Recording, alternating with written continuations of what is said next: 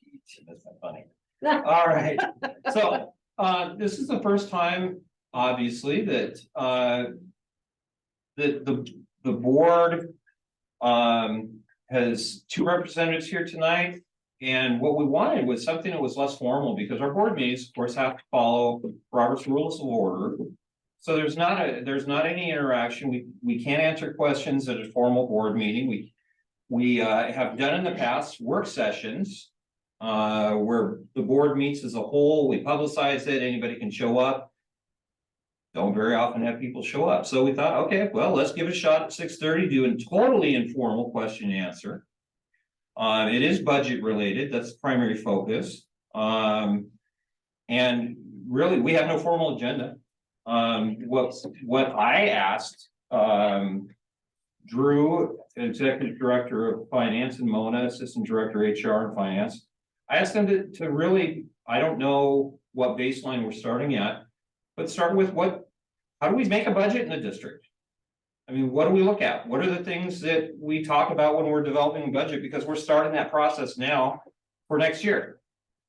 So again, informal, so this is not a submit a question, or just literally raise your hand if you need further explanation, if anything like that for this part. And then quite frankly, it really is about answering questions.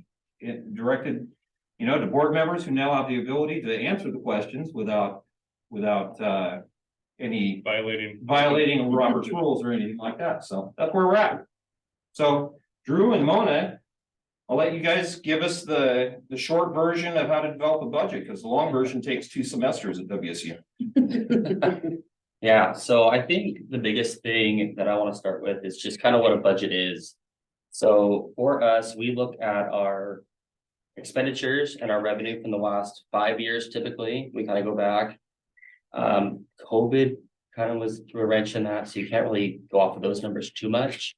But we kind of see kind of a progression of expenditures throughout the year and the year's revenue. So the biggest thing about the budget is it establishes a capacity for us to spend money.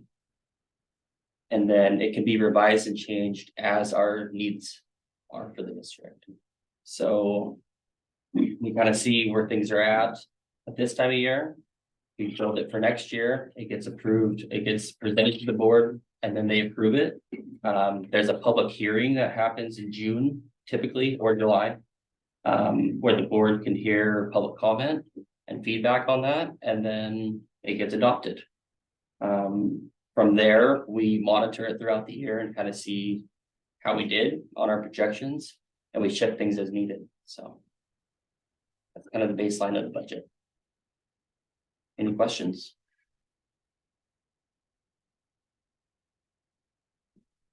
So what's the most important number, or some of the things that we look for to give us our baseline where we start our discussion? I think we work with our building principals and then kind of our other director staff on what their projects and plans are for next year and kind of things that they want to do. Having those meetings, that way we can kind of plan and allow them to have the capacity to spend what they need to, so they can do those projects and have the best opportunities for our students. What's that? Yeah, from the revenue side, I imagine enrollment's the main. Yes, enrollment's the biggest factor. Thank you. But within expenditures, but yeah, so we look at our enrollment. So we look at our April enrollment count, and then we roll everybody up a grade, and obviously our seniors fall off, and then we project how many kids go from kinder to first, and then we kind of go off of that for a baseline. We make adjustments as we see fit, and we kind of look at trends from past years on how classes have grown or shrunk at times. So, and then that gives us our kind of our revenue numbers. So there's a tool that OSPI provides that we plug everything into, and then it spits out kind of a general revenue number for us. So they normally give us funding based off that number from September to January. And then if our enrollment has gone up or gone down, then they adjust our number off of that, how much they fund us for the rest of the year. It's also not consistent throughout the year. No. Meaning, like when we have when the county pays us for the levies, for instance. Because like it is very similar to how you guys do when you pay your taxes on your property. You have the choice to pay it in April and then you pay again in October. So what the county does is when they collect all those funds, it gets sent out to us at certain months. So what happens to us, quite frankly, is the state looks at it and says, okay, you guys are getting more levy money in April and October, April and October because of property taxes, so we're not giving you as much state money that month. those months as well as May, so those are kind of our lower months. And then in July and August, we received 23% of our revenue for the year. Which is kind of crazy that it's all in 2 months. So we dipped down for a couple months, just kind of tried to scrape by, and then we kind of picked back up towards the end of the year, so. It doesn't make a lot of sense, quite frankly. So the question is, so overall enrollment count, how does it differ? As far as, is it higher, is it lower, or, For this year, yes? we came in higher than what we projected. We took the stance on our budget last year that we were gonna be conservative in those numbers. Just for the fact that we don't want to, we'd rather have money coming back in January versus owing money in January, so, So that's a good thing. yes. But if you come in too low, then you're losing out on that money and it can kind of be a stressful financial situation, so it's kind of finding that balance.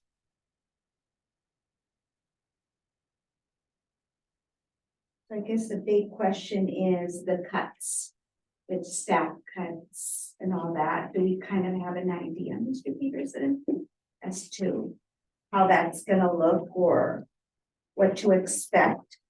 Well, I put out in my last memo that I put out this week, again, that at this point, for all of our bargaining units, we're not going to RIF. We have no plans to RIF any of our bargaining units at this point.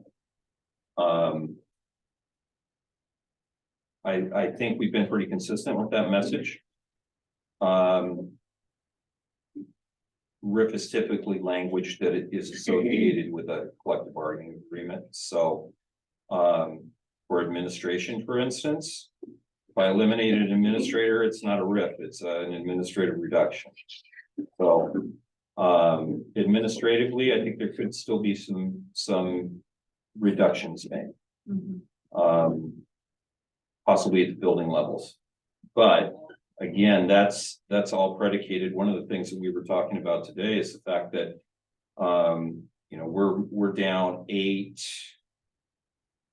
6. How many retirements do we have? Certificated is 6. Classified 1. We're hearing of another, know of one that's gonna happen in August.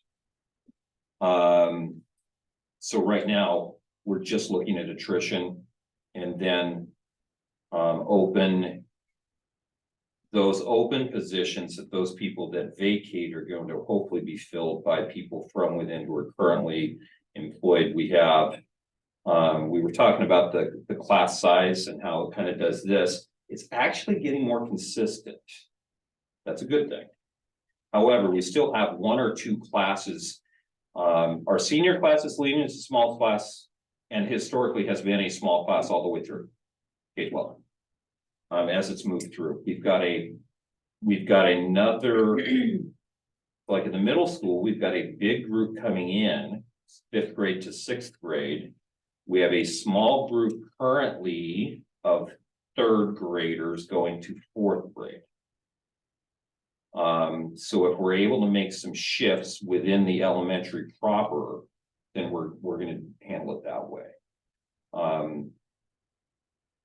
So yeah, I mean, at this point, and I've been, again, fairly consistent saying, if you're continuing contracted teacher, or a current non-temporary other position, you know, we're making plans to have everybody in our bargaining units back.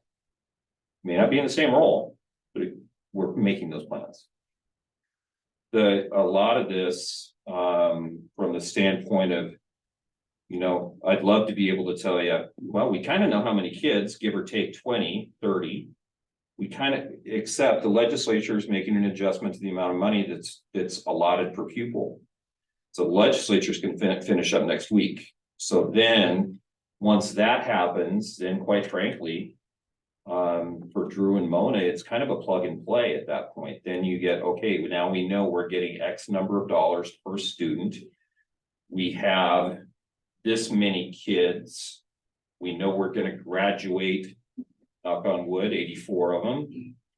And we know that barring a situation like our current third graders, because anybody who's been in the elementary, especially the primary, will remember just out of the blue, this third grade group, when they showed up to be kindergartners, we had been for 10 years, 100, 103, 105, right in there. And it was like clockwork. We would have 80 kids in August, and then we'd have 105 by October. And Tim Scott and I just counted on it.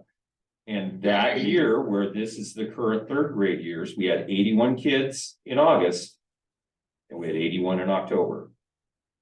And so that class has always stayed small, but even being the smallest class right now, it's grown to 96. Still the smallest class, but 15 kids is quite a few kids. But as you look across the spectrum from K-12, it's really evening out to right around 110 kids per class. So that was a long answer to a fairly simple question, Irene. Okay. Sure, just keep it. Does anybody else want to ask? I have one more question. I'm just thinking. So are there other options? Are we ever going to look into year-round school? Remember you talked about the grant? No. So there really isn't such a thing okay, now you're gonna show how old I am and several other people in the room. Yeah. Because there once was a movement towards true year-round school, like take a month off in December, or January, take a month off again in July, and then take a month off in the fall.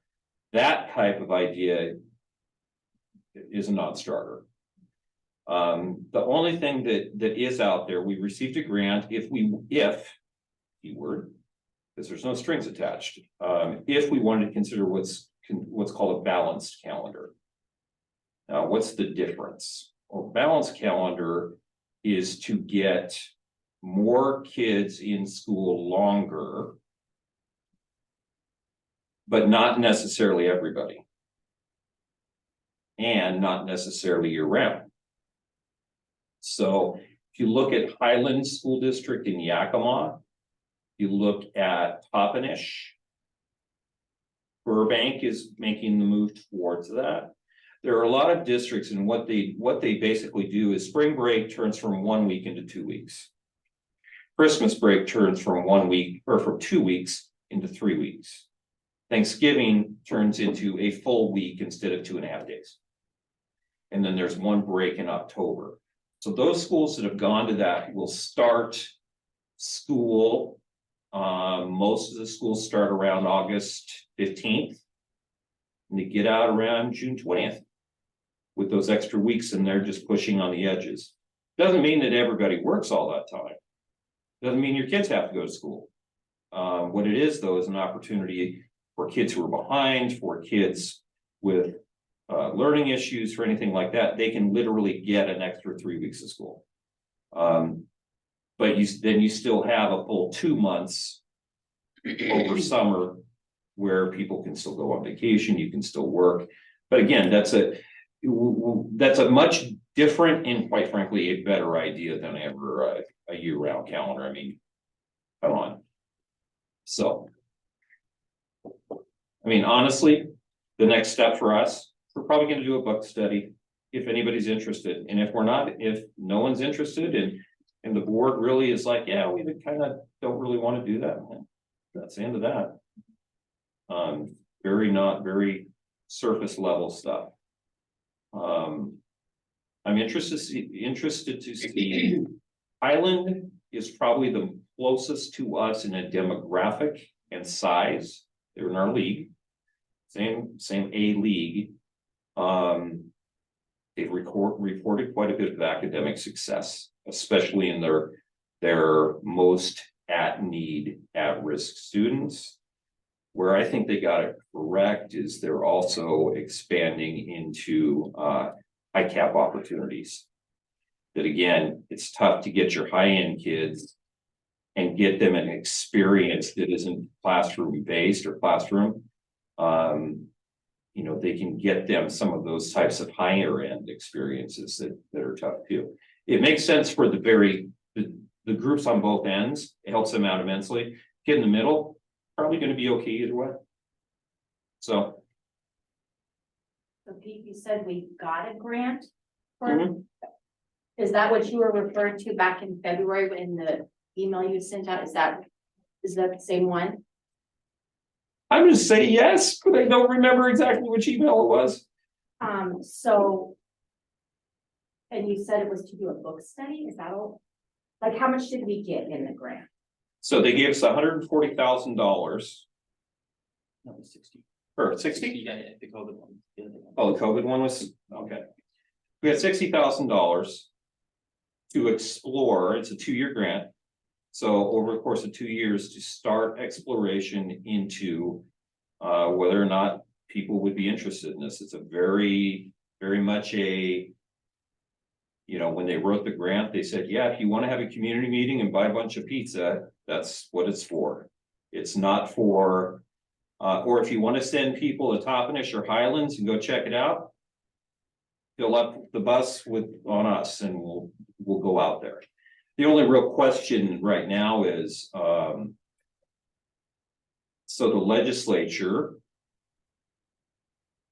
and this is, I don't want it to be too complicated, so please yell at me or stop or say stop if I'm getting too over the top. The legislature sees all of the unspent funds from COVID that exist all over the state. And they say, if you aren't going to spend it, we're going to take it. So this was an OSPI grant that they got. If you haven't spent it, they might take it. We'll know more on that one once the legislature finalizes. But so the only thing that we've actually utilized the grant for at this point, Clay Henry at the high school and I went to a balanced calendar summit in Yakima. And we drove up there and we listened to Highlands and Toppenish and those type of people talk about the process they went through. It's not an overnight thing. It's not as simple as taking a vote. That's for darn sure. There's a lot more into it than that. So does that help, We Lori? have this year and next year. And next year.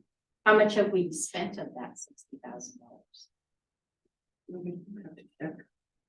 Probably look, I can tell, I can check and get back to you.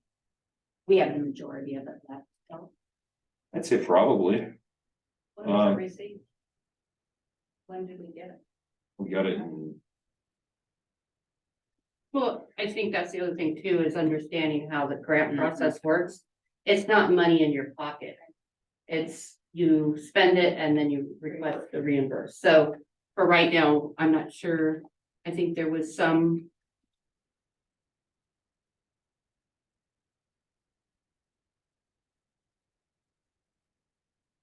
We've spent about 30,000 of that. So what we did is we took a piece of Pete's salary and a piece of Clay's salary for that time that they were there and coded that to it, as well as some of their normal salary, because that they're gonna be doing the book study and whatnot on that. So we can code salary costs to that as well as travel. And there's So a, we've spent half of it. but there's a See chance people going the but there's a summer. chance to get additional funding next year if you continue like that. So it's not, we have to spend this money by the end of, I just looked at, of September. This year. But there's a chance for additional funding next year, and that's like a whole separate grant process for that one. I have one more question. You were saying, Pete, that there's unspent COVID funds all over the state. Mhm. that will have to be handed back if we don't use it? Do we have unspent funds? And if so, when do those funds have to be given back? Okay. The ESDs have unspent dollars that were given to them by OSPI. Okay. The COVID funds that districts get are not the one district, that's not what I'm talking about. So this is state money. If, when COVID happened, what the federal government did is they gave you money based on your free and reduced lunch counts, based on, that's how they divided it up, kind of like LAP and titled funds and all those different funds. And so that's about 80% of the total funding from the federal government for COVID. Then they said the state, 20% of that went to OSPI. Okay. OSPI then gave money to the ESDs and to some bigger districts. That's the funding that the state might take back. They can't take back anything that was directed to the school, only to the state directly. I'm just trying to think all the time. Drew said we spent about half of that balanced calendar budget. Mhm. We have to spend the rest by this September. Yes. Do we have plans on how we're gonna spend that extra 30,000? Other than reading a book?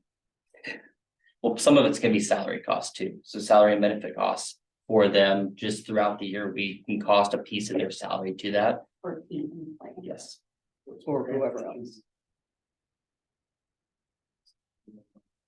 is that it? Well, I think there's, but There's there's, you additional have to pieces. understand when there's certain criteria for grants that we are, our hands or we're tied to. That don't necessarily, we just can't go out and pick and choose how we spend it. Right. They'll I guess say, that you would've been can a better spend question. six- What Okay. is, can we, is. I assume somebody wrote the grant, one Mhm. for us, so we said we were gonna spend that money on, Exploring balanced calendar. It was literally that much explanation. And didn't you say like having pizza or something like that too? Did that? Well, I mean, that we- that's- I mean, to the public or whatever. You can use the funds for virtually anything. So when I, for instance, every superintendent meeting that I have at the ESD. Every time we get together, we spend a amount of time in our 3-hour meeting talking about balanced calendar. What research has been done, what research is out there, those types of things. It's just part of what we're all doing because, quite frankly, virtually every district applied for and got that same grant. Yeah. Yeah. Who wouldn't? Well, what it is it's a grant that quite frankly. Has very few strings attached as far as, there is not a designated outcome. It's not like we have, if we take the funding, we don't have to do the balanced calendar. I mean, literally, the school board at a meeting could say, Pete, we're done with this. Don't talk about it anymore. Okay. And we're done. It's a very, just open-ended. There aren't obviously very many grants like that. is the board open to the idea of a balanced calendar? Is it something we are considering? There'd be a lot of community involvement in that if we were gonna go that direction, so I think we're. Waiting to hear more thoughts from Pete on it, and then we'd certainly have a lot of discussion with the public if that was something they were interested in. At this point, I don't know enough even to be able to do a formal board presentation on it. Because I haven't been to Highlands yet, I haven't been seen Toppenish, I've done a bunch of research on different options, but that's really about it. And there isn't any long-term longitudinal studies of success rates over more than a couple of year period, because that's really the only time frame that anyone here locally has done it. It's been done pretty substantially in the Midwest. But I'm certainly not gonna fly to Iowa to see how they're, adding 3 weeks to their calendar. Does that sound interesting to anyone? Well, Going to Texas did Iowa, it, sure. and they're highly successful. They've been doing it since the 80s. So how hard would it be to sell the staff? Well, how hard do you think? I mean- I'm sorry, to go to a balanced calendar? How hard would that be to sell to, I don't think it'd be hard to follow. I don't either. I don't, really? Honestly, I don't. think- especially with the discipline and everything that the teachers are now facing. I think kids need a different kind of strategy to be introduced to, because we're dealing with something totally different. It's not the same anymore. And so in order to reach these kiddos, I think we need to approach something different. Something that's gonna be effective for everybody. Right, Lisa? Yeah, So, Wait, nudge, nudge. so I did it in Massachusetts at the school that I helped open and it was amazing. That's how we ran our school, and we ran a school for children with autism, and it was great. I mean, we, So there's three of you here. Lori, as a secretary, would it be a hard sell? I don't think it would be. No. Mm-mm. And I think if it's put out there and the justification is really it's gonna benefit kids, you know, they don't have that loss that they get during the summer, and it's more of a routine And the other I side of the think- coin, you also have where you're not burned out too. I mean, Right. you can Right. bring it for 2 or 3 weeks, time enough to go somewhere too. I mean, that's where I've always liked to say I did year round school. It can't be Oregon has done it for Yeah, absolutely. They're a poster child for it. years. So Pete, do you have any idea what the transition process is? How long does it take? I mean, can we just say, oh, this is what we're doing next year? No, No, okay, however, I think it could be done in 2 years. I think honestly, and this is, I'm looking around the room. Athletics is honestly one of the biggest problems. As you can imagine, because, at least at this point. There is significant exploration statewide of the model. There is not significant implementation of that model like today. It's growing, and I think within 5 years, you're gonna see. Finley is ready to go. Their superintendent's retiring. The new superintendent has said he's gonna continue the work. They're looking to implement in 2 years. Now, it took them 5 years before they could even get it in front of the board. There was that much pushback in that community about it. So it really isn't dependent on the logistics of it aren't that big a deal. I mean, theoretically, you could flip a switch and change the calendar. What is necessary, professional development. For teachers, for parents, for anybody who, it's just a different model. Because, you have to, especially in our kids who are at a lower academic level. You have to then convince parents that you really do need to send your kids to school for an extra 2 or 3 weeks over the course of a year. That would That's- be easy. but are those long breaks easy? Those 3 weeks in December and a week in October or whatever, a week at Thanksgiving, is that easy for those parents as I well? think so, and I'll tell you why, because a lot of our Spanish-speaking families go to Mexico during that time, and they miss a lot of learning, and it's really hard for them to catch up. And I'm also thinking about like the test scores. The test scores with Spanish-speaking children are not that great, right? Right? That's where that's a big Yeah. gap. So those are the kiddos that leave. Because they go to their families, yeah. we have families at the elementary school who, because their families do go to Mexico and they take an extended period of time. And we have a 20-day drop window, we end up dropping those students and then we have to re-enroll them. Because they take an extended time, and so honestly, for those families, it probably would be more beneficial. So. If it's, is it okay if I ask a question? You, Okay. yeah. Well, I just wanted to, I just don't wanna stop somebody who was gonna ask one, but so is potentially the like the 2-year grant process, if we were to get the second year part of it, is the intent of the second part to be able to do the like community forums and the We would have like the to. training Yes. for staff and all that? Yeah. I just want. And the biggest piece is, you know, you've got schools who started the process quite a few years ago. When there wasn't even such a thing as a state grant. The second year grant that Drew is referring to is what's up for grabs right now. That's what we don't know if that's gonna be made available for next year. It honestly, and I've said this about a lot of things, if the community wants something. We can figure out a way to make it happen, grant or no grant. But I feel like they So- need to have put that more out into the community, because the majority of the community doesn't even know we received this grant. No, majority were, Feel like if it were out there, they would feel like it was the most responsible way to spend it on just 2 people's salary instead of putting it out there. And if there's a book study, have a community panel together if we Mhm. did it, or staff members. I feel like we were. Yeah, the community can do anything, but we have to put it out there.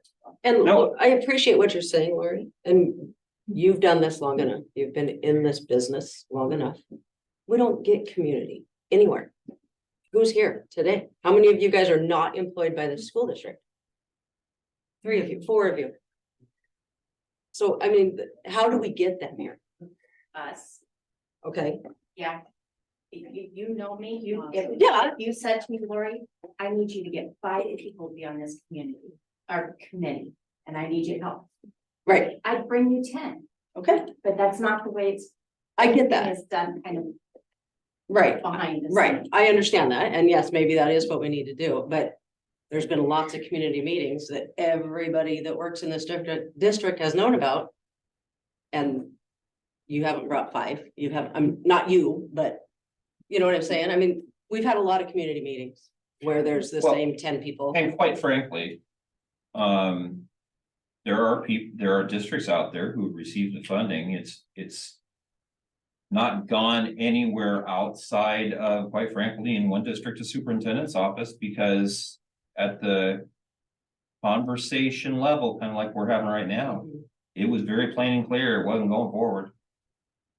We're not going to necessarily, I mean, if I was in a position where, and I think we're gonna have to be in a position where we bring the board an idea and it could be very simple. You know what, we got this grant and we talked to a few people and we thought, okay, let's take the next step, and then they shut it down. And we bring that back to the board and say, we're not ready for this. So, Have we had much success sending out surveys, getting a response? no. From community, the last Yeah. time we had a 3-month survey that was available, and we had 58 responses. So, doesn't mean we'll quit trying. Yeah, I was gonna suggest we could use some of these funds to send out a survey, but then separately, I know the monthly community meetings you have are sparsely attended as well, but have you had any discussions with people there? About this idea? No, the family that I meet with regularly at that meeting, we're more along on the school security side of Okay. topics. Well, add that one to the We'll agenda. add that one, yeah. And get it out there. But you know, like at the middle school, there was a survey a few years ago that we were supposed to try to get parents to do, and it is hard, parents have a full plate. Right. But we're very lucky, we have almost 100% participation rate in our conferences. So we sat up, got people at tables with computers, parents are there, they'll do it, they're there anyway. So it's finding those opportune times where, you know, you're gonna have the Right. community there anyway, it's doable, we can Yeah. figure out a way. I was the one doing that, back then, and look, like. The problem most parents had was it was the same survey, they're like, these are the same exact questions in the same exact order. Than last year, and they're like, nothing changed from the previous year, why do I do it again? They kind of. I'm a grumble away. But I don't know if that's. Well, I don't think our conferences are really held in the same manner. Before we used to have tables out in the hallways, lots of people out there. We had the library when Margaret was here. Our hallways were full of people. Mrs. Hoagland, she was a computer teacher for a long, long time. And we used to have like people walking like to the P room, to the computer lab. We had tables out there filling out surveys.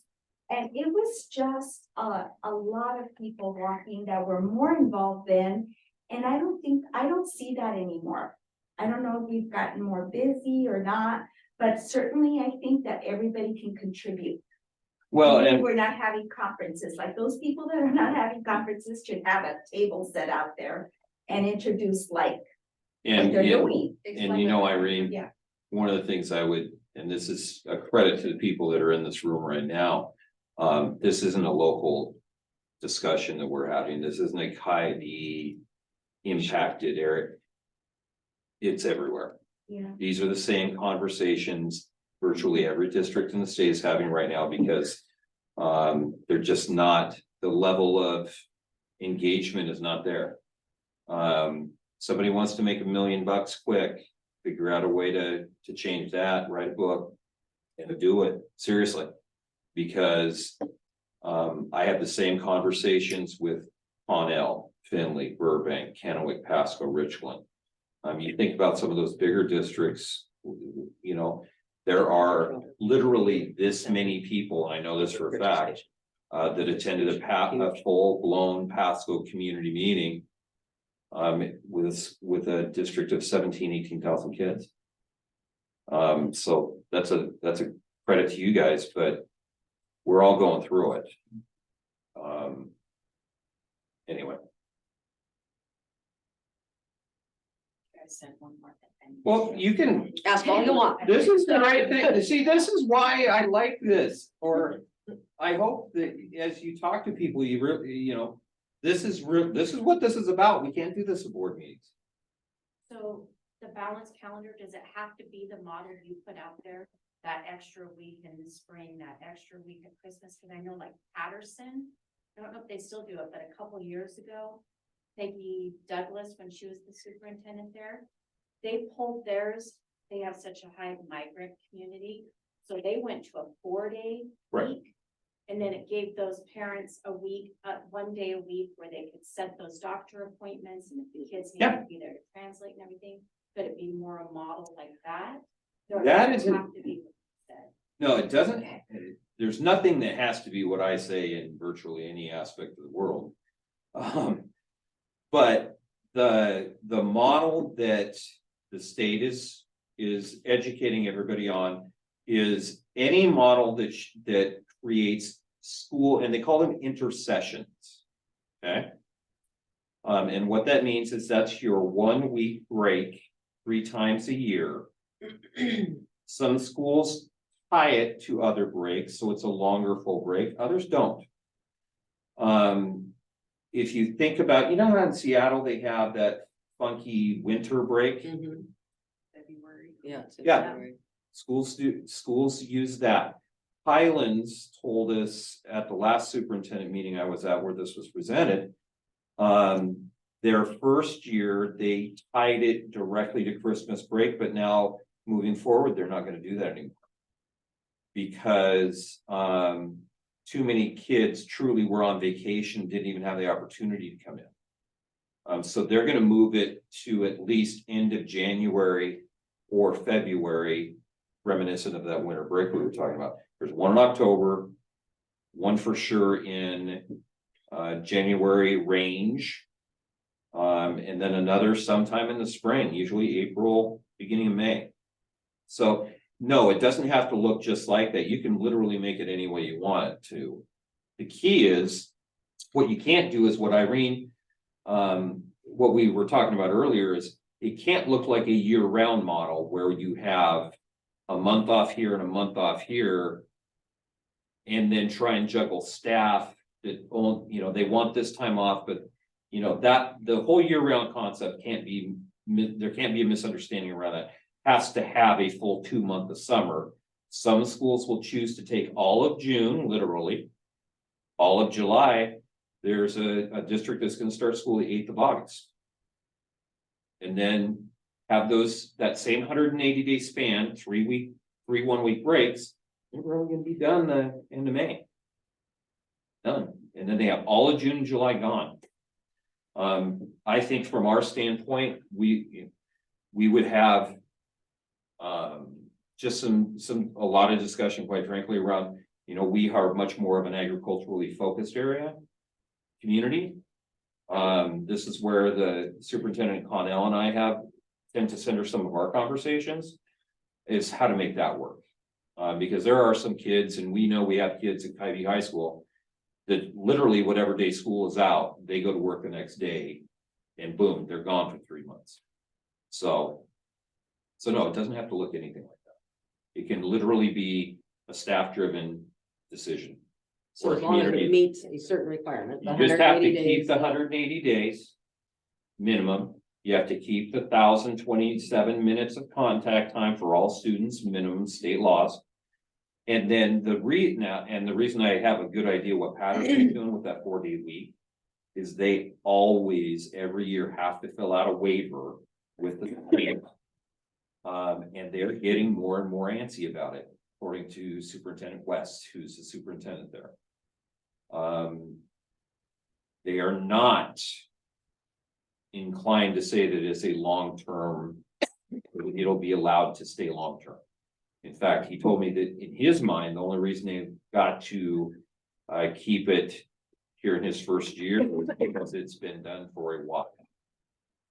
But every year the state is asking for more and more academic proof that the kids are coming in, leaving at the same level as a kid who's going 5 days a week would. It's what they're trying to do, in my opinion, and again, I love the informality of this. The state's trying to micromanage them out of it. And they're trying to put so many requirements in that it becomes a bigger burden for them to keep doing it than it is to go to 5 days. That's the political side of things. Could we do it? Yes. Would we get the waiver? I would be doubting it because the only schools I know of. Patterson. I know there's one that's on an island, not Lopez Island, but one of the islands in Puget Sound. They have very small populations and limited access to other transportation means. Patterson's it's out in the middle of nowhere, but you got 200 kids there. I know the one that's on the island, maybe it's Kamano. Anyway, I know they're less than 100. So it would be a piece of work, but is it doable? Yes, with a caveat of they really don't like it. The community was really, it seemed really successful for them. No, I would not disagree with that. In fact, the very first job interview I ever had at 22 years old was would have been to teach history in a school in Oregon, just outside of Pendleton, that was on a 4-day week. I think it's got a lot of problems, but it's not got very much support above a local level of the state. So. Well, even given the, lackluster history of survey responses, if this is something that maybe might truly interest people, either pro or con, then maybe we could consider sending out a survey, and if people feel strongly about it, then they'd send it back. Yeah.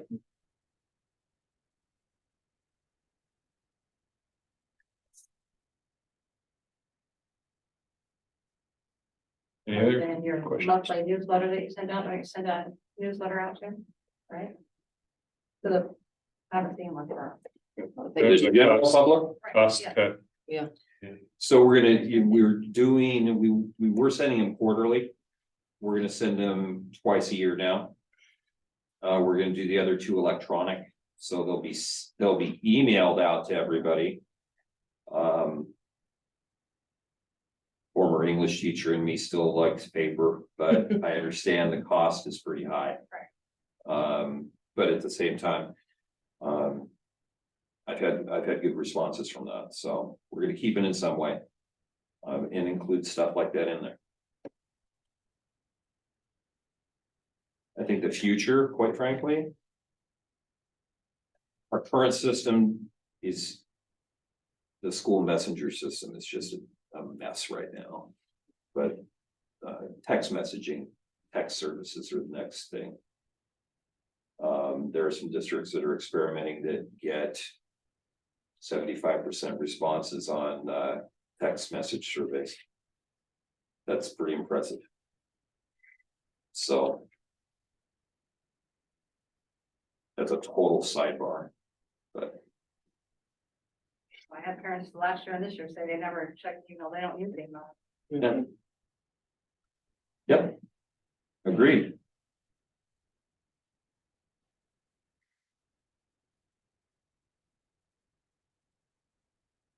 Anybody in the back row? I mean, We're just here to learn this stuff. you just are here to learn. What would you like to learn though? I mean, seriously. You're learning it, okay?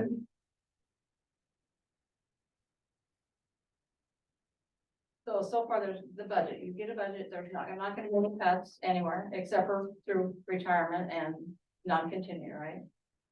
So, Is what I understand. yep, District office, nowhere, no cuts or anything, no combination of kind of combining some of the jobs, no idea yet. We have not started with, get our balance, our budget back up. well, we're gonna have to figure out a way to do that. And it really is a conversation that as we're going through the budget development, because this is it's a longer term project. And one of the things that I told Drew and Mona is it's gonna take some real conversations at a formal board meeting. Where the board as a whole gets together and kind of puts a time frame on it, because we can get to whatever the board decides they want to see as a reserve very quickly or very slowly. And it really, the issue of cuts in and above our bargaining units is going to depend on, okay, how fast do we need to get back to that level? I think we would like to do it quicker than, I mean, you can do anything you want to in 5 years. In 5 years, you know as well as I do, there can be challenges that come up that we haven't even thought of yet. So the kind of a non-committal answer to we're gonna have to work through the budget process and get some guidance from the board on really where we want to go. What are those thoughts that might be taking place too? Yeah, absolutely. Okay. I mean, it's like I said, I think at this point, district level and building level administration is definitely under consideration. And you temper that, and I'm just gonna say it because Irene nudged Lisa a little bit when we were talking about balanced calendar. We have a higher level of need right now than anybody's business. I mean, there's no ifs, ands, or buts. You know, Connie, I mean, God bless you for calling me. You're one of the few people who calls me in my office. I love you for it. Come down anytime. Yeah. Loved you there like Monday, yesterday and today. Connie calls me in my office, Lisa calls me in my office, Judy calls me in my office, and of course you guys do, but. I put it out there for a reason. There's a reason I broadcast what my cell phone is and what my direct line is, because I want you to call me. But anyway, where am I going with this? Well. The bottom line is we have a high need. All things being equal right now, I could put a third administrator in the elementary and they'd all be busy all day long, no questions asked. There's no doubt. Because those kindergartner, first grade, second grade, that we have had issues with, that we continue to have issues with. The only thing that's gonna happen with those kids is they're getting older. So. What do you do to change that? Well, we have to have a behavior program for one. Do we have tools for that to happen with our budget? Because, second year, And I had to call Lisa multiple times to help guide me into how to handle students who are autistic or have ADHD. And I hate calling her because what if she's not there? What if you're not there? So is there money in the budget for us to get tools or to go to training so we can handle these students coming up? Because, fourth grade, we're. Not that's that the far worst off. class. That's the worst class that we have right now, and that's what my team is facing is how can we handle these fires and burn them out so we're not constantly calling you guys and removing the student from our classroom. I want like tools so I can make sure the student is calmed down and the other students are calmed as well. I'm losing that educational time. Yes, so like if there's money in the budget to have training or tools, I would gladly use those tools and put my 24 students like, yeah. Annalisa, you're wise beyond your years. Okay, because this is exactly the reason why this is the type of meeting that we need to, quite in my opinion, do more of. Yeah. Because definitely. there's always money in the budget. There's always money for that behavior training. There's always money for that third administrator. But what are we willing to give up? That's the $64 question. There's this is what this really is about, and what I hope we can gain out of this is if you tell us where some of the priorities are, the needs that you say are, we got to have this. Some of the stuff that we like to have can either be put on hold or it can go away for a while. When you have X number of dollars, because like Drew said at the beginning, if we have, let's use a nice round number for the former English teacher, 1,000 students, and you know how much money you're getting for each of those 1,000 students, you know what the check is, you know what the yearly revenue is, you know it, you can take it to the bank. And then the biggest problem is never the dollar amount, it's what do you do with the dollar amount? Because everybody has wants and desires. Everybody does, I know that, I do. Then you just have to decide which ones do you go with versus which ones have to wait. Again, I think from some of our CEE data that I have presented to the board, buildings all have been given, and I know that the buildings are going through that data. You can see behavior is a big concern. So the short, yeah, there's money there, but it may come at the expense of field trips. It may come at the expense of, you figure one administrator could pay for 2 paras or a full year of an intervention program, or, I mean, there's a lot of decisions to be made regarding, and you have to give people those options and see what pans out, because there's a finite dollar number. It's like that game that you used to play when we were little kids, the little plastic squares that you move around inside. You can move one, but then you gotta move the other. And they both slide, but they slide in opposite directions. Yeah, Lori. So when you said if you move one, then you have to move another. So I'm wondering why, for example, for years, we had an EA in the high school library. Mhm. And we suddenly replaced him with a teacher. That's like 3 times the amount of money. So is that something we could look at going back to? Our online program, do we have to have a certified teacher overseeing that, since they're not teaching, they just oversee it? And we used to have an EA for years and years and years that was our district testing coordinator. Mhm. And we suddenly replaced them with the teacher. So that's like 3 times the amount of money. Not that I don't want any in particular person to have it, but it just. And so like at the district office, we've always only had one financial director. Hmm. At some point, are we gonna go back to one? Because that's an added cost and added cost and benefits, putting someone from hourly to salary and making them an administrator. Hmm. I sat in on the interview committee. I have full faith in Mr. Rob and his ability to do the job. Are those all things we can? I mean, it just, if you add up just those things I listed, that's a lot of extra money a year. And I don't understand why we suddenly switched, knowing that we were going down, down, down in money.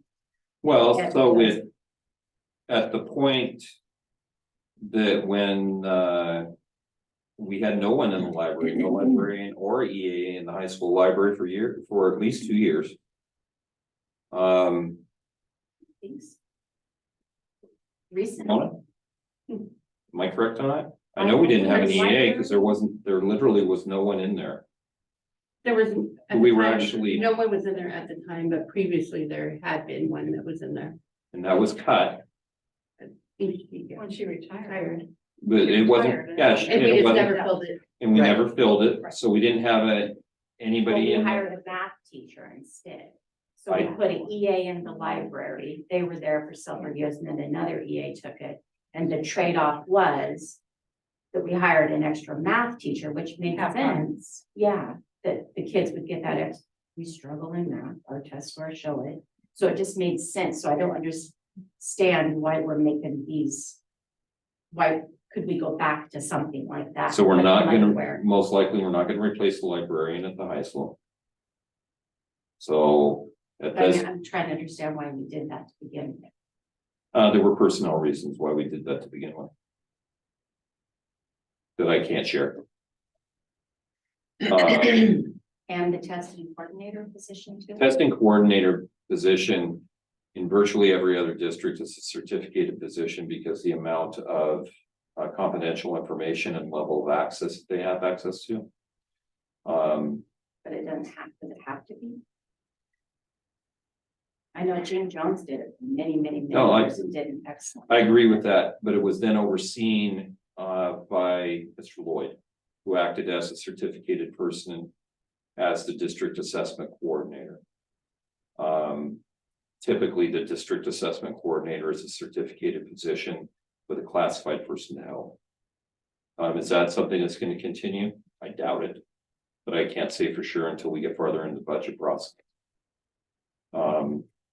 There are certainly things you do when you have money available that when it's not available, you make adjustments. So, And what about the online school? Is it a necessity? I mean, do the other districts offer that, or is it just, oh, it's not, no, it's everybody. it's everybody? When COVID happened, obviously the amount of online skyrocketed because everybody went to it. However, what a lot of people found was that you re-engaged some of your own students who live, for instance, in Bend City. We have kids who are online only who were not participating in school before that.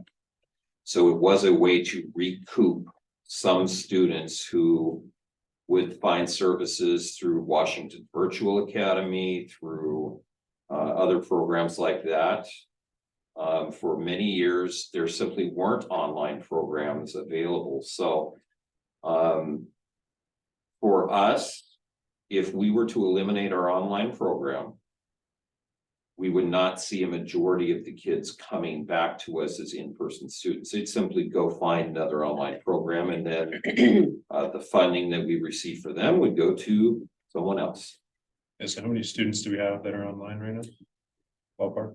K-8, I know there's 50 some, 54, So, and and then you do, yeah, it's not all about, dollars for us, but the funding that we receive for those 55 presumably more than cover the cost of having an online. if Instructor. you figure it's roughly $10,000 per child. Okay. So by having 50 kids online, that creates revenue of $500,000. Which more than pays for a single teacher Right. to oversee the entire program. Is it required that it has to be a certificated teacher that oversees it, even though they're not teaching or doing anything other than? Well, they are teaching though, because part of the requirements are that the teacher has to meet online.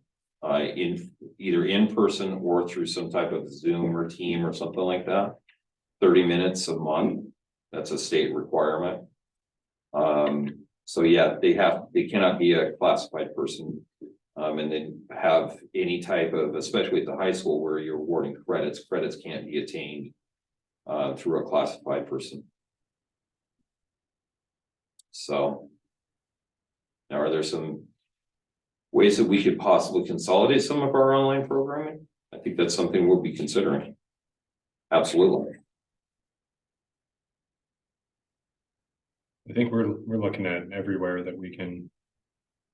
Save money and spend most efficiently and have the dollars provide the biggest impact. I mean, that's ultimately the goal. Did we, I don't want to cut off anyone here, but did we receive any emailed questions by any chance? We did not. I assume you would have said so.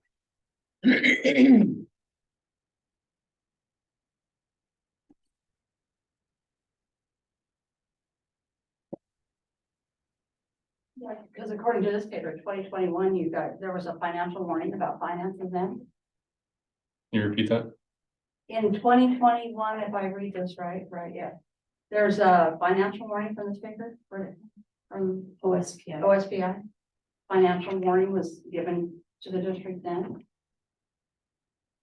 I have no I don't idea. know what you're looking at. Don't I know guess, what you're looking at. So OSPI, if you go, it's like a financial report card. So you get, you're rated a 1 to a 5, a 5 being good. And in 2021, we received a rating of 1.55. And it says financial warning. And it's based on our fund balance to revenue ratio, expenditure to revenue ratio, our days cash on hand, for your budget summary plan, and our weighted scores. You guys know anything about that or? I have no idea what that is. Do you want to see it? Sure. Yeah, go for it. Right on this, yeah. Under the apportionment. See what it says right here.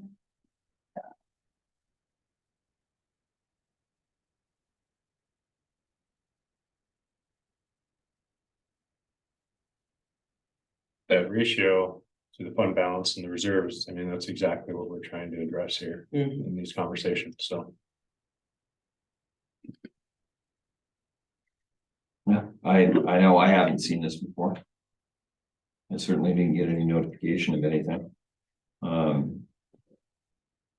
Yeah. I'll find out what it's for. Because, did you find anything that Kim would have gotten for that? I'll look back through that. Yeah. I'll give that to you. Okay. So you can find that website. Can we keep that, Lori? Yeah, it's just right on the OSPI website.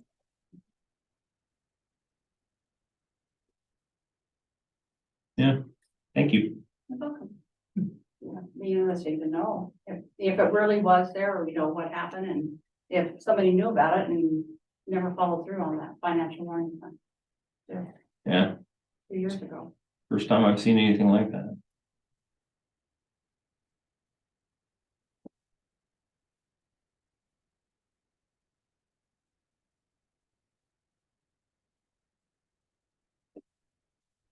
So are we looking at going back to one financial director position? Eventually? I know we did this to kind of help Drew. He came in partway through it. I think that really the only thing that changed significantly was we changed Mona's title. And went to a salary as opposed to an hourly position, but as far as overall costs, it wasn't significant. But if we're looking to cut anywhere, Yeah. it's always been a one person position. And like I said, I sat in on the interview committee and Right. Well, I yeah, have I would, full faith in Mr. I mean, from my perspective, and again, we'll look at everything, but. A $22 million budget, I would think we want to have the appropriate staffing for that.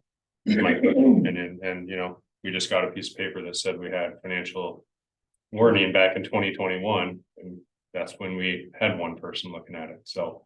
I think Drew and Mona have done a fantastic job getting us to where we are, to where we're having these conversations. Because a lot of this stuff was just not privy to the board, and granted, I've only been here 13, 14 months, something like that, but. I would be nervous about having one person directly in charge of a $22 million budget. Not that he couldn't handle it, but just the amount of work and pressure that is, so.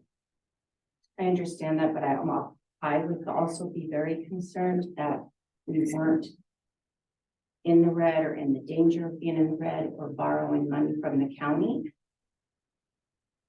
until just recently in the last couple of years. Well, it's certainly been building. So Over the last 5 years. yeah, I mean, we've been close for a while, and we're on our third financial director in less than a year, so there's been some turnover there and having to get people up to speed.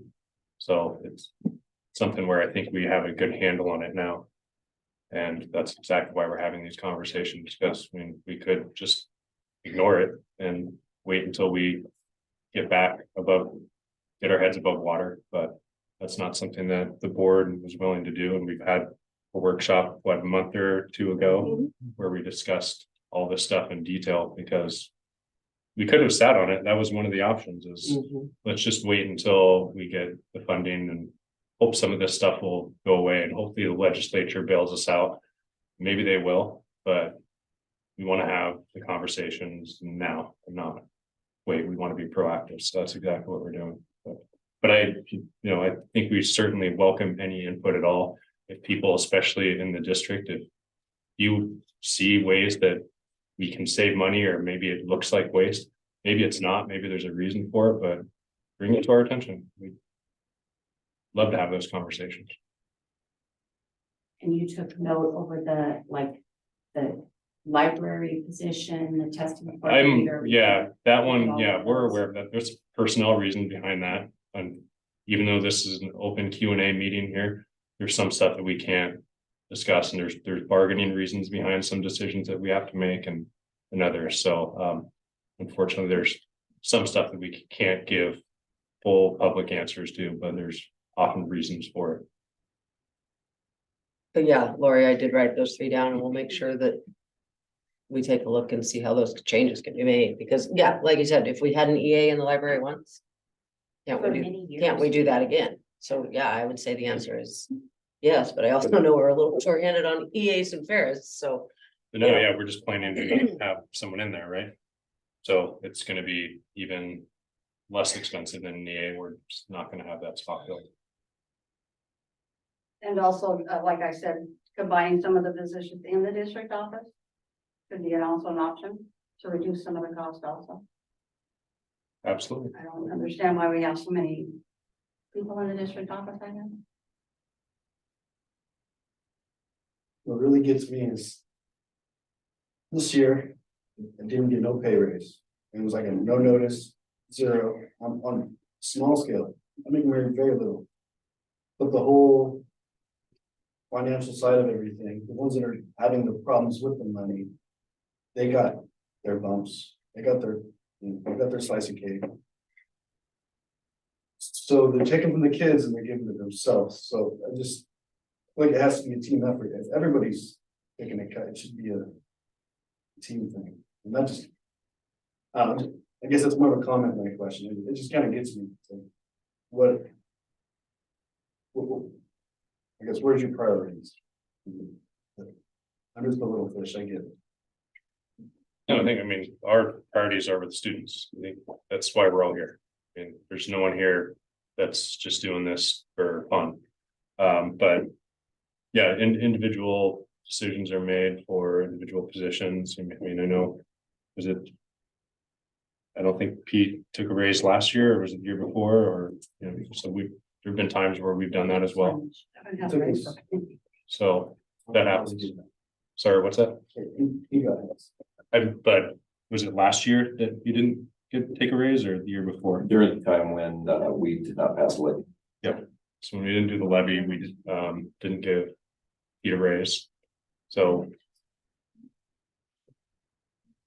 But yeah, I mean, even, on the board. We're entitled to a big whopping $50 a meeting. None of us ever take it. We didn't go to the WASDA conference this year, which, I don't know what the budget would have been for that, but. Call it $500 a person. We didn't go. The board used to have cell phones. We don't have those anymore. Don't need them. So we're trying to do our part. We're not gonna have a cell phone attached to our hip.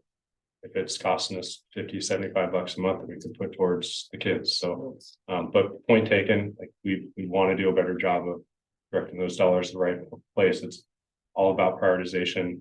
As people saying earlier, we just need to hear what the priorities are. And sometimes the answer will be like, someone's telling us something different than what you're telling us. So. Did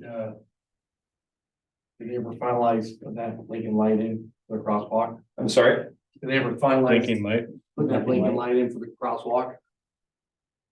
isn't it a Yeah, state project? Dale talked about that a meeting or two ago. Speaking of blinking lights, they fixed the one coming in and it's facing the wrong way again, so. They think they fixed it, but it's backwards I again. know. I'm thinking, so the normal two, that's the state, right? I believe that's the state, the normal two flashing Correct. lights are Yeah. the state, yeah. And the state would install we would have to handle the electrical side of it. If I remember Dale saying And all the correctly, maintenance afterwards. correct. So, like right now, we're in the red, we're looking pretty ugly. But now we're taking on extra jobs like that. See, in my opinion, when you bring through that meeting, I know you weren't here today during that meeting, but. None of the board asks questions like that, like, how much is the electric bill gonna be every month? How much is maintenance on it when it does, when the light goes out, burns out? That's at an expense. Now, don't get me wrong, I'm all with safety. But we've already got two, and to be honest with you, you just gotta pick up the phone and call the sheriff's department. Every time we're on a job site, when we get stupid traffic, we just call the sheriff's department. And the sheriff's go out, and we tell them, hey, just slow them down. It's not boss send them out, we're writing tickets. That's what they did, and that slowed them down. Because honestly, being a realtor, people don't look at lights, they don't read signs. They blow through your stop sign, your paddle. I didn't see it. You guys put signs up, ask for them. I'll tell you. But, when we're in the red like that, that's where I think people are starting to question. Maybe you guys need to question a little more on spend it later, maybe when we're back in the black, But something like that, probably, I would think we wouldn't have done.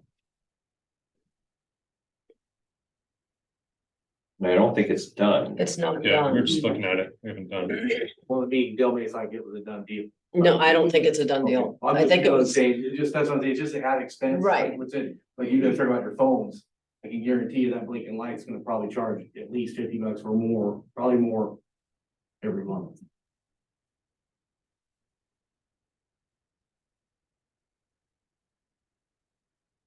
And once you guys are back in the black, you can look at if you go up Sellers, you can see some of the stop signs that light up.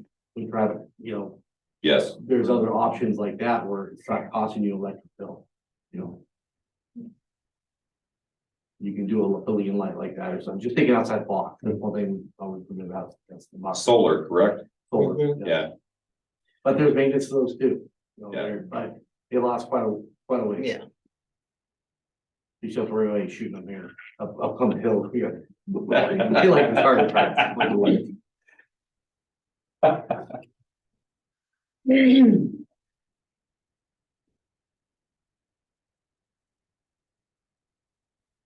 I'd like to bring up something, if Yeah. that's okay. So, when Mr. Castillo was our school principal, we used to have somebody that would come into our building. And I believe her name was Karen, I can't remember the year. But, we were, I guess, at a priority status. Yes. That means. Yes. We did not meet the standards. I don't believe that we still do. And so at that time, there was conversation that Richland School District or Prosser was going to adopt school district because we were not making gains. So, They were gonna adopt us? yes, honestly, that was a conversation. It was. Yeah, basically. Am I not? Yeah. Yeah, you are Yes, correct. Yeah, they were gonna take over and they were gonna have people make sure that everybody was doing the same thing, following through with everything. So are we out of priority status? Because I don't believe that the children or the students are really making that much progress in their test scores when there's so many discipline issues, because how can they learn with all of the discipline issues that are going on? So to me, where are we at on that? How did it go away? I mean, because she was in our building all the time, making sure we were following the standards and making sure we were doing this, and she disappeared. So, Mhm. yeah. The laws changed. Oh. Bottom line. okay. Wow. I mean, though, for instance, just another example of this, there was a point in a time, and it was about a 5-year period where, if you were in that, what did they call it, RAD, which was a funky name. But, you had to either fire half of the staff or you had to fire the principal. So Sunnyside at the time, at their high school, they had to remove the principal, so they made him an assistant superintendent. And then they brought in someone else to do that as opposed to trying to fire half of the teachers at Sunnyside High School. All of those conditions were not only a part of our state accountability system, but the federal accountability system, that system's just not in existence anymore. So the one that currently is in existence, COVID, quite frankly, probably has as much to do with messing with that as anything, because it's virtually impossible to try and get valid assessments out of that. At this point in time, the district as a whole is still in school improvement. But the only building that is in the highest level of improvement is the middle school. The elementary came out and the high school came out. The middle school has not. And then anytime you have a district with a building in improvement, then the district is considered to be improvement. So, and again, part of the state's wisdom on things like this, you do a good enough job or a mediocre enough job, quite frankly, to come out of school improvement, so then they cut your funding. So the extra funding that the elementary school received for years while trying to get improvements made is actually cut off for next year. Because you did such a good job of getting to that mediocre level where you're not in that, because the border was the bottom 5%. If you're in the bottom 5%, that's your identifier. So while we may not be in that bottom 5%, we're at a high enough point to where they say, yeah, you don't need any extra money to keep making improvements. Middle school, yes, they're called target funds.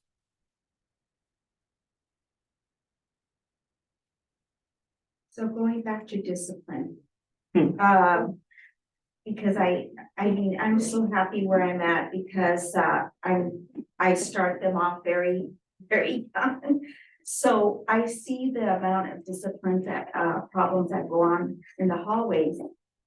Instead of, like, if there is no funding to train the teachers for a discipline program, is there any possibility for the kindergarten teachers to have one para in their room to help out with the tiny little people that are there? I mean, to help improve everything. I mean, they used to be in there and I think the children were better prepared because we were in first grade and they were ready more than ever before. So could that be a possibility, an idea to think about? Yeah, and I guess my If there's question, no money for tools or anything like that? Well, again, I'll go back to what I was saying before, Irene. I really think this would be a conversation to have as a building or possibly even at grade levels. We could easily do a building-wide disciplinary program, no question. We could very easily do something in the way of expanding our EAs. Could we do both? Probably not. So it really is going to be important for Lisa and Chris at some point to have those types of conversations and really say, where do we want? What is the best bang for our buck for our behavior issues that are gonna get nothing but bigger over the next 4 years? Bottom line. Because you know as well as I do, and I know Connie does too. The kids who are coming into kindergarten are at no way, shape, or form at any level as they were 5 years ago. Now, what I can tell you, and I'm very happy that the legislature finally let up. Our kids who are in transitional kindergarten who start in TK the year before they get to kindergarten are heads and tails above our kids coming out of ECAP, above our kids coming out of Carousel. We do a great job. I mean, honestly, if we can figure out a way to figure out TK through 2nd grade, the rest of the issues will diminish as those kids go up the food chain. But if we don't fix them when they're at that early age, those problems will go up the food chain as well. You all know that. You're in the trenches with that. And again, I wish I could, if it was just us, this is societal. This is absolutely in every elementary school across the state right now is going through exactly the same things. And quite frankly, to some degree, even worse than we are. I know I've shared with Lisa and I've shared with a few staff members in side conversations. There are behaviors going on that make some of the things we're seeing look tame. Conversation that I had with a friend of my wife's in Pasco was just unbelievable.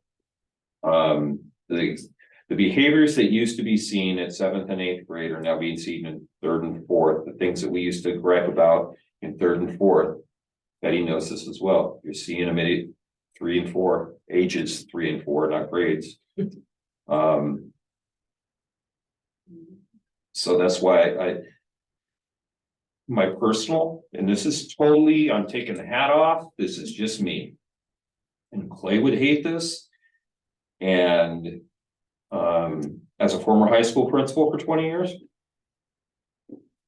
where we need to make sure we focus our attention at that early age, at our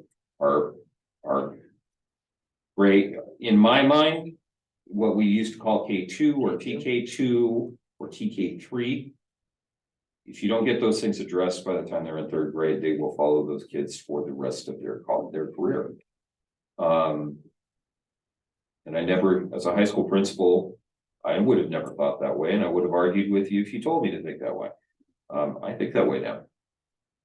That is why, I mean, legitimately, one of the first things that I've said to Lisa a couple times, we put a 3rd administrator to work in there and nobody blink. Now, you gotta go find people and go back to what Irene is saying. EAs, we've had para positions posted for months. And are still open. I'm curious, either of you, are you aware of any tools or trainings that you think would be helpful? Or, yeah, either, or is it just, we need help and, Use me for just. I'm curious if you've identified something that you think would be useful, or if it's more just, we know we need help and. And at this point, as long, I know learning is #1 priority for every single child in the classroom. Obviously, we have different varieties of them, different academic levels. It's just them having an outlet and not just seeing purebred and then attacking another student and being the focal. That's what has been happening for the past 2 weeks, or destroying a teacher's billboard. And my concern is safety. How can we defend ourselves? Because I'm short, Emily, she's taller than me. And I have kids that are over me. So if they wanted to, they could knock me down to the ground. Yeah, well, I wouldn't put learning #1, I'd put safety #1. Yeah. And second, Yeah, that's the one thing, like, if there's disruption, no one's learning, so and it's just going through the researching tools and finding, okay, what can I do? Can I go outside and take them? Because again, my principal will not always be in the building. the admin will not always be in the building. So who is my third option? Do I call 911? So I would have to do more research, but again, it's just like, what is the budget limit regarding to what Kylie can offer our kids? Because obviously it's not just, they're not like that because they want to, it's what they feel at home, their home life. That's all they know. And I get that, I understand that. It's just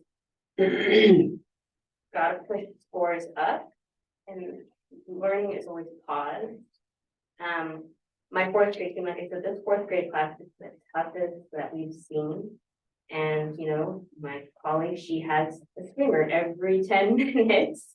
She can't teach anything, and her kids have to cover their ears, and she tries every strategy, the fidget spinners, those get destroyed, Play-Doh, sand, teddy bear, those get destroyed. Okay, so what's the next thing? Our counselor is booked to a T. Same with our principal, booked to a T. They want to see them, which is great, but they're not gonna be there. They can't hang on to them all the time. So it's important that they find a way to channel their energy a different way, but not towards us. I would have to get back to you on more sources. Yeah, and I'm not putting it on you, I'm just curious. Like, you know, And what can yes. we afford? What can we, you know, put into it? If it's the kindergarten plan, that would be perfect. That'd be the dream world. But I do have a different question aside from that. What about like our art training in the fall? Is it just gonna be another one day, or can we extend that? Because I know we pay for that, but is there a way we can extend the more training days? Because one day, that's a lot to put in one day. I don't know if you guys are aware of our art training or have been able to walk into. a I'm sorry, I didn't at least hit art or art. Yeah, our. Reading, oh. Been able to see it, it's a lot, my kids enjoy it, you know, right now we're in we're almost done with unit 3. I told them I don't know yet about unit 4, if we have it in the office or not.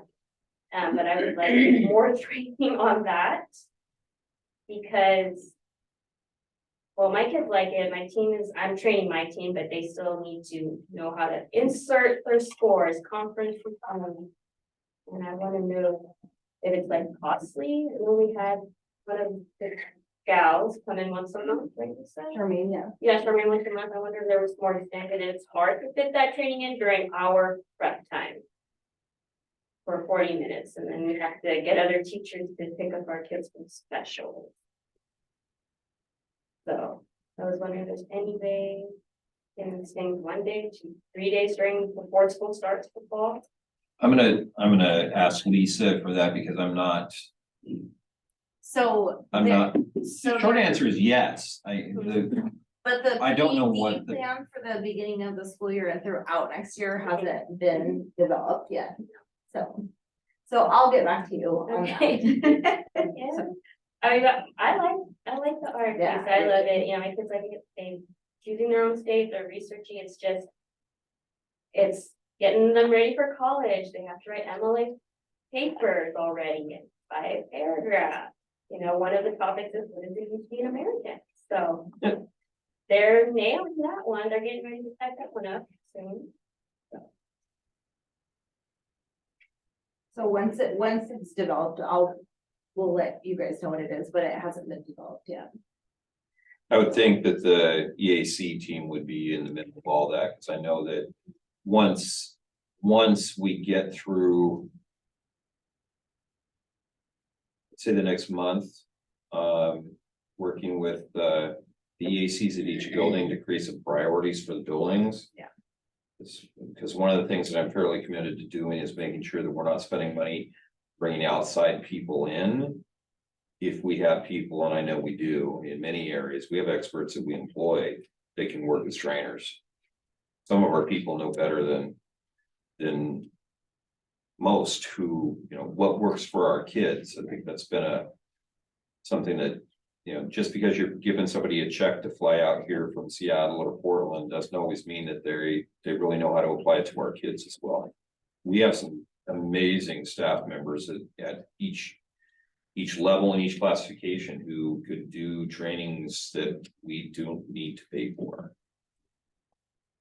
And Charmaine and I, we have actually discussed who in our building would be good at training our staff. I so- know, I heard. Yeah. See if So they with come that, in there and is make a money- job offer. There is Oh. money in the budget, we're gonna, for ARC and for math curriculum, and for the books and stuff to be purchased. There's still, we have not cut any curriculum at this point. That's, First grade. this is all in this is still like kind of like we started out. This is all in the beginning stages and everything you say, we have to take into account, and in each building is gonna be offered the same type of opportunity within the building. This was really just one that was meant for people who had questions that would normally come to a board meeting and not be able to get an answer. But yeah, we're gonna put stuff out and say, where are, if these are your 10 things that you have to choose from, where are your priorities at? We'll try to match them up as best we can. And when Well, we have, starting the curriculum, like has whatever goes with the ARC program, and then Envision's math or Savannah, whatever. I understand, or I heard that it's not in print anymore. Anybody? And that's what we use right now, Envision? Yeah, Yeah. I haven't heard that. So we'll have we to look talked in into first that. grade about it, it's not in print anymore, so that would cause a major problem. Yeah, because of the supplemental materials, so. Mhm. I might wanna read The only one that. that I was Look told into directly by a rep that wasn't available anymore was a 7th grade Washington State history. Yeah, I haven't heard that, so. Condition now. Yeah, we'll look into that. Well, let's get a rep on the horn. No, I mean, really, I have it right here. That would be very difficult if it's not there. Oh, I definitely agree. Oh, it'll be interesting to learn. That's all. Envision map. Hey, we've got it for how many years? Oh, not. Yeah. A very long time. No, it's been around for a long time now. I can tell you right now, I'm looking at a quote.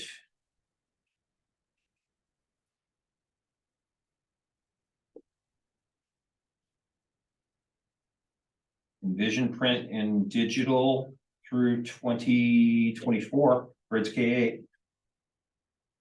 So I don't, I mean, that was, and that's from the Envision's math rep, so. Her name is Julie Coast. I'll send her an email in the morning and say, Julie, I got a hot rumor going around. Tell me what's going on. Yes, please. then, I'm a little nervous. I just want to reiterate, as Drew said, that in June-ish is when we'll have a budget workshop. And so, I mean, as far as the questions, is there money in the budget for XYZ? It's like, that's when we'll be compiling a lot of that and having to make some of those decisions. So that's when Is that open to the public? the workshop is, and then we have a board meeting where we formally approve the budget, and that's also open to the public. So yes, it's all, anytime there's more than 2 of us together, Right. unless it's a, personnel. Will it be during times when we could come? Like it won't be during the school day? It'll be after school's out, right? It's after school's out. It's usually, Oh, I mean, It's the in formal budget workshop and draft of the board goes usually late June and then formal adoption in July. Last couple of years, that hasn't followed exactly because the legislature went so late. This year is supposedly supposed to end Monday. So if it ends Monday, we'll be back on normal timeframe, but it would be after school's out, so it wouldn't have any problem. Typically, what you do if you have a work session, sometime late June after school's out, which is much more of a, kind of like this. And then you have an actual presentation. Then during the board meeting, you stop the board meeting, you say, now we're starting a public discussion. At which point anybody can come out of that other previous meeting, bring anything forward there. At that point, then the board goes back into regular session and adopts the formal budget at that point. So plenty of opportunities. And quite frankly, I don't mind this, these type of evenings either. I'll tell you right now, this is by far the best response we've gotten from this type of meeting, because we we've had work sessions. I know we've had multiple work sessions on multiple topics and even before Josh was on the board, and this is by far the best turnout. This is great. I had a thought, do we still pay Molly Curtis to do? Hmm?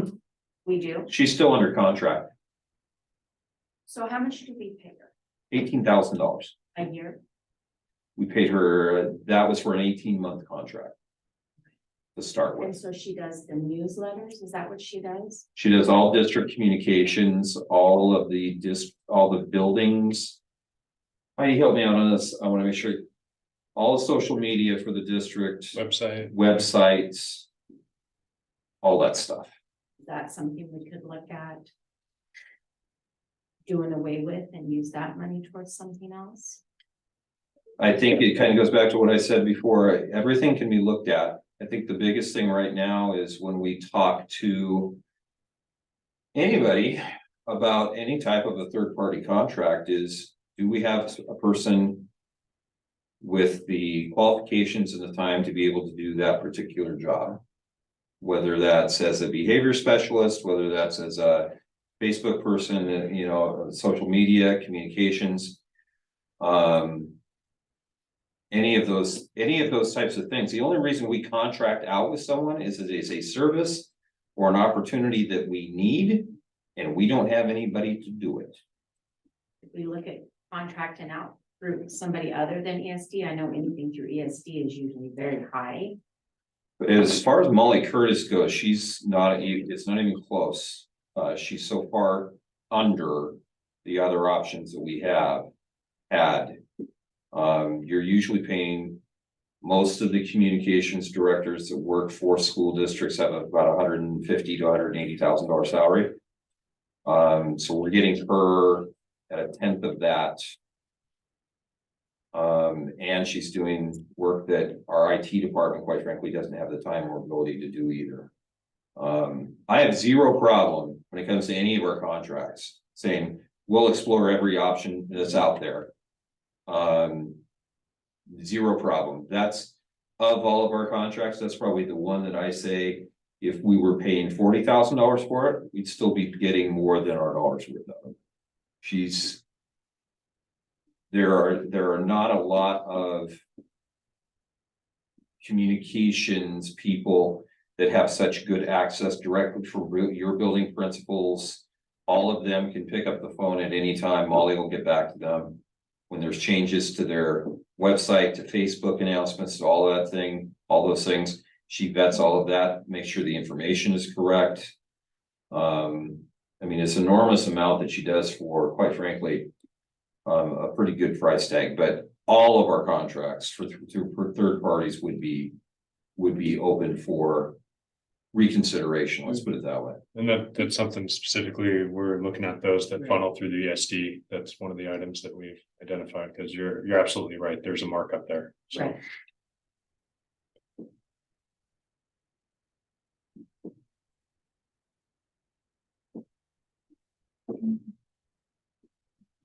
I was hoping I would finish, but okay, so, but it's very important. So, basically, Mr. Peterson, you said about the discipline and dealing with these extreme behaviors because they're very extreme. And right now, I believe TK is amazing. Right. And so there are 2 classes. And I know one of them will still remain open. Is there an opportunity, or I'm begging that there be another class, another TK class open, which would be Mrs. Hardy class? So actually, ironically, Mona and Drew and I had that same conversation today. There's a point where it becomes not simply a matter of, see, personnel costs are one of those things that they're continuing, they're constant. But there's always a break-even point. For instance, when I was a high school principal, if anybody wanted a new class or wanted to create something out of the blue, I said, great, that's no problem. You have to have 23 kids. Because when you get 23 kids in a high school class, then in theory, it pays for itself. Okay? So when you're looking at an elementary classroom, and again, we talked about this, there's this thing out there called the K3 ratio. If you've ever heard of that, what that means is if your class sizes are small enough, the state actually gives you extra money for keeping your class sizes small. Okay? Kind of, it's almost backwards. It seems like you should be, well, if you have really big class sizes, why don't you give us some more money so we can get them down? But it doesn't work that way. So TK is a part of that equation. Okay? Now, at this point, how many kids are in your class? Irene? 14, so there's a total of 29 with Judy's classroom. Yep, and then part of the requirement around TK is that you have to have at least one EA, you have to have one certified teacher, maximum 18 kids.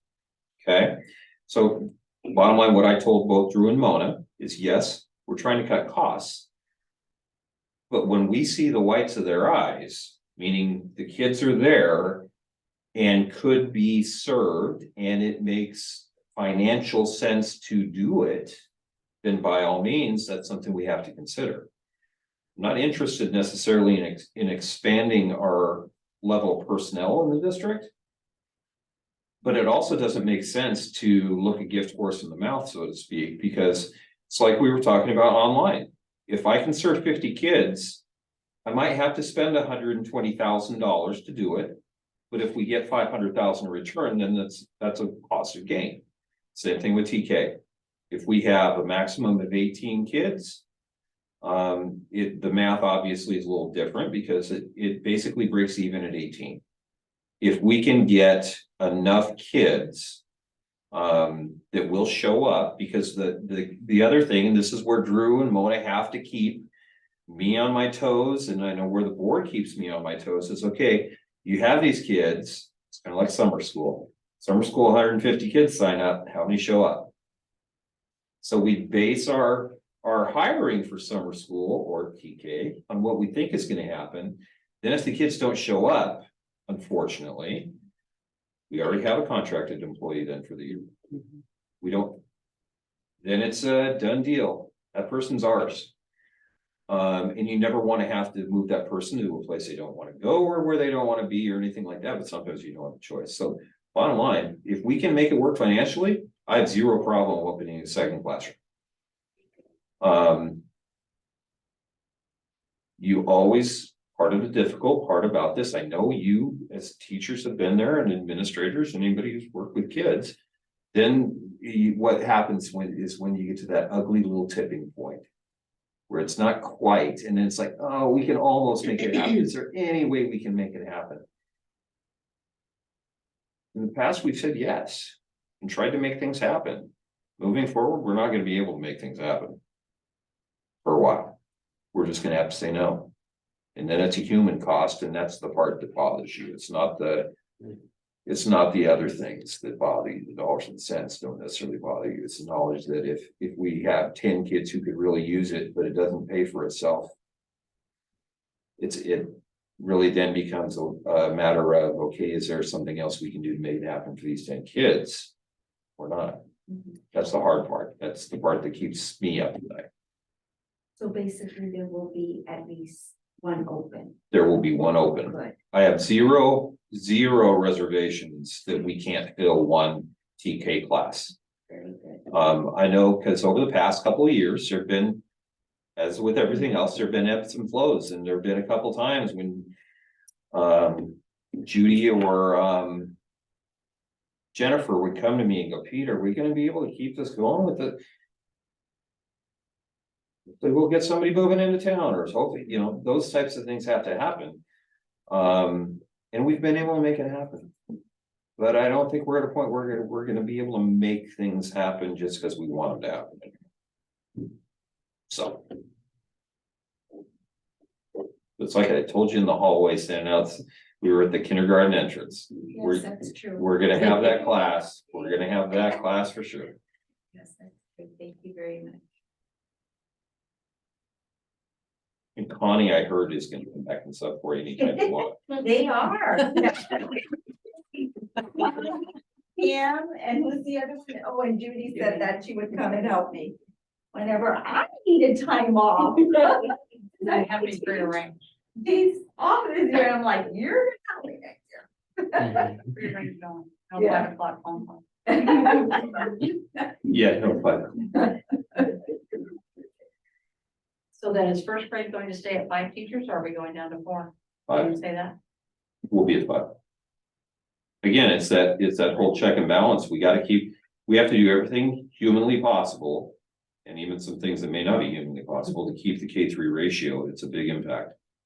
In a positive way for us. And again, I asked Drew and Mona, you have to make sure that.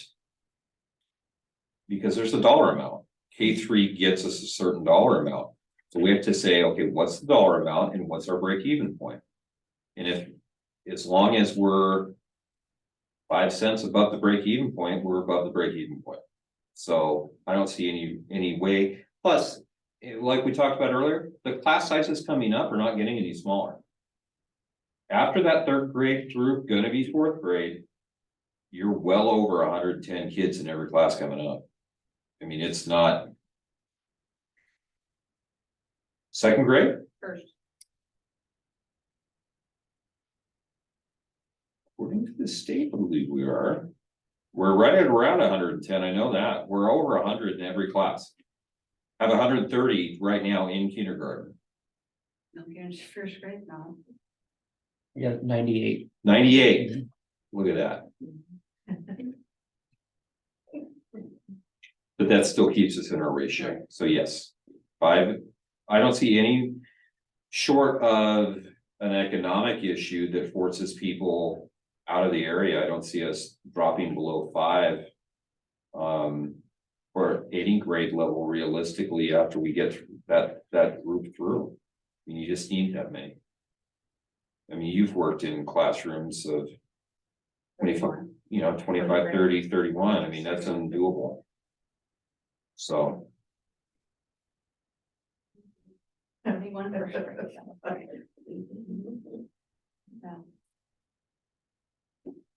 It's not worth the overload. No, it's not. No, it's not. And the bottom line, even if it was, it's not what's best for kids. Period. Easy. I mean, I wish it was easy, but it's not, but it's. No, Listen to more. Now, I'd like to be able to say that when Annalicia has done her 10 more, 15 more years, that she's going to be able to look back and say, gosh, when I came into teaching, it was really a tough time because we just gotten out of COVID and these kids were crazy. And I hope, even though I won't be around to see it at 15, oh, my kid. I hope that she's able to say, yeah, but you know what? It was a mess for a few years, but then it started to ease back. And I think it will, because as you get the kids now that are 2 and 3 going into Teddy's preschool, eventually those kids will have learned the social skills that so many of our kids just missed. They were gone. They were eliminated from their lives. They'll get those back. And then that rudder will turn and Annalisa will be able to tell her kids about it at some point down the road.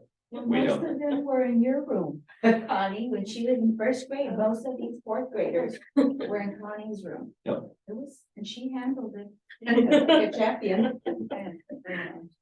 Yeah. It was a tough year. Yeah. And I think I remember meeting with the kindergarten teachers 2 years ago. I said, guys, this is as good as it's gonna get for 5 years. You gotta get through it.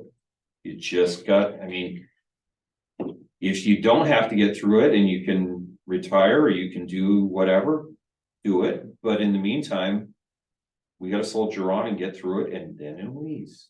It will. Can't prove it, but I know it's going to. usually swings the other way. Yep, exactly. You just have to be, and Lacey just hasn't been in the business long enough to see those swings yet. It'll happen.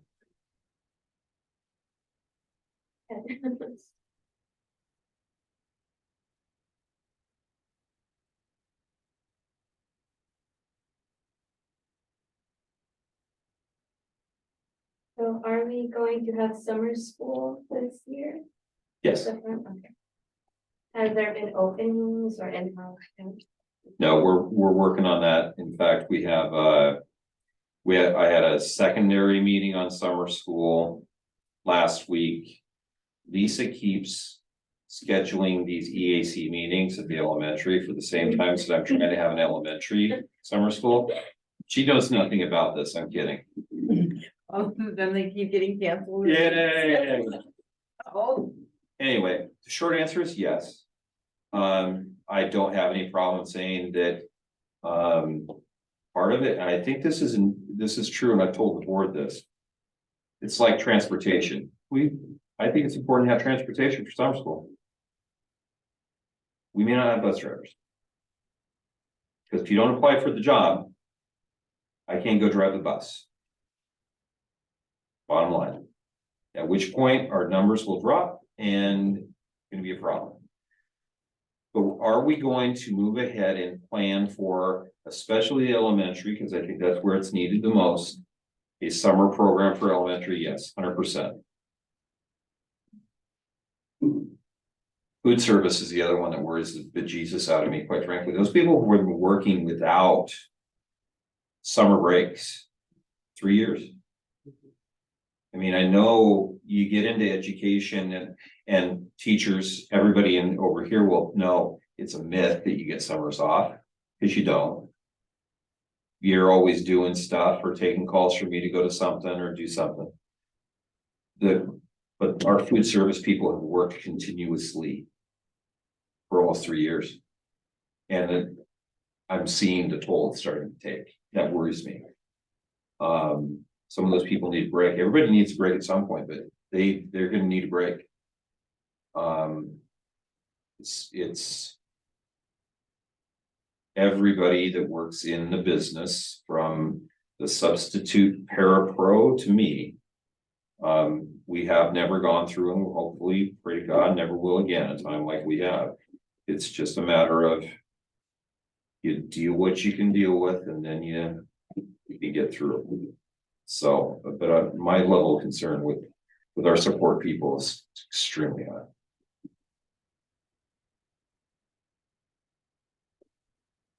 But we'll have summer school on leave. Yeah.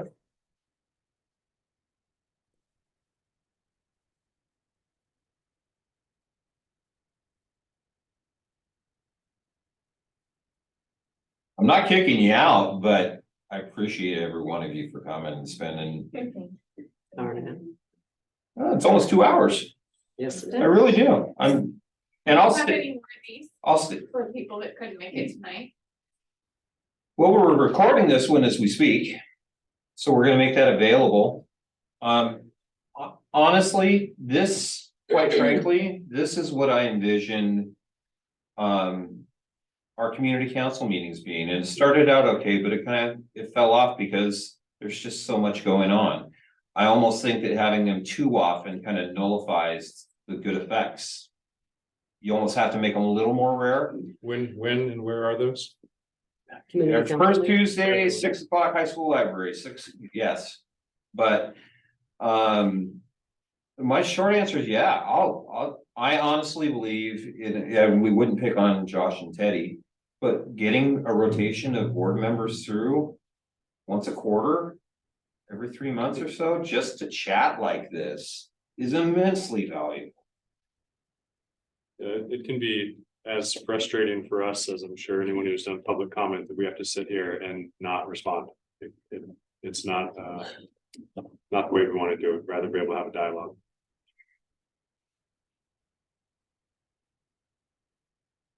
Agreed.